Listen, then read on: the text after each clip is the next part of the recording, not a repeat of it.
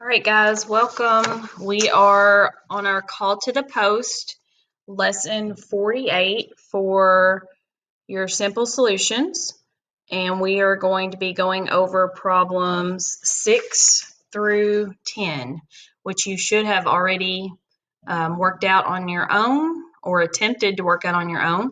And now we're going to go through the answers.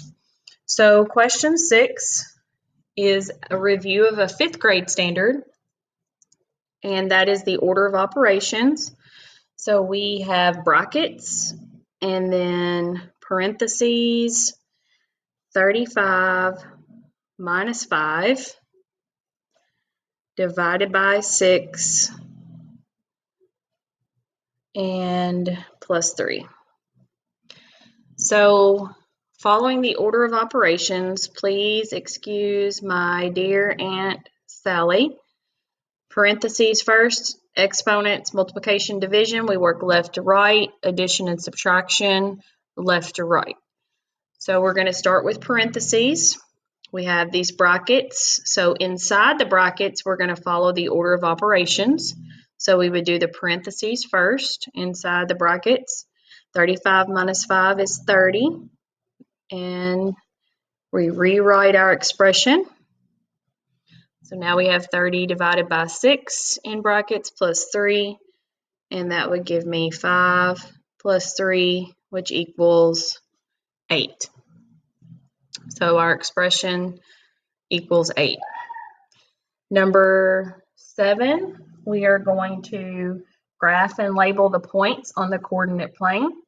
So C, the ordered pair for C, is 2, 10. So you're going to go over 2 on the x-axis and up 10 on the y-axis, which would be right here, and that's point C. And then we're going to go over 6 for D and up 4. 6, 4, 6 on the x-axis, 4 on the y-axis, and that's D. And that's all you had to do for problem 7. Problem 8 is a division problem with 2 digits in your divisor. So I don't know my 32s, but I do know my 30s. I can kind of estimate with those. And 30 will not go into 7. 30 won't go in. 30 will go into 75. So 30 will go into 75. I know about 2 times. 32 times 2 is 64. So we're going to subtract. You have 11 left. Bring down your 6. Now I have to figure out how many 32s will go into 116. So if you think about 30, 60, 90, 120 would be 4. So that's probably going to be too many since it's 32. So we're going to go 3 times 32 times 3. And you can go over to the side and multiply that out. And you get 96. So when I subtract, I have 20 left over. So we can make this into a fraction, 23 with 20 over 32. And those are both even numbers that can be simplified. We know we can divide them by 2, but there's a greater factor that you can divide them both by, which would be 4. So if we divide 20 by 4, you get 5. And if you divide 32 by 4, you get 8. So 23 and 5/8. I think in decimal form, that's 23.625. Okay, on number 9, I had to sketch this out a little bit. It took me a few times. You can see my eraser marks. It said a parallelogram is made up of 4 congruent isosceles right triangles.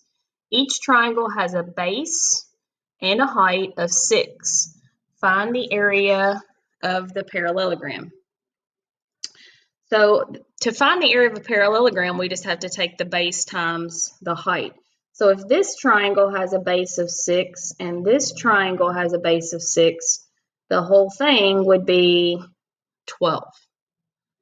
Okay, and then that's 12 centimeters. The height, each triangle has a height of 6 centimeters. So the height is 6 centimeters. So now I just have to take 12 times 6 because area equals base times height. And 12 times 6 would be 72. 72 centimeters squared. All right, and our last problem, problem 10, is a review of a 5th grade standard. We are subtracting fractions, so we're taking 4/5 minus 2/10. Remember to write them vertically, and then you want to find a common denominator. Common denominator with 5 and 10. I don't know if you guys can hear my dog snoring in the background, but he is really snoring. If you take 5 and 10, the greatest, their common denominator could be 10. So let's just keep that 2/10. Change this to a 10. What did I do to 5 to get to 10? I times it by 2.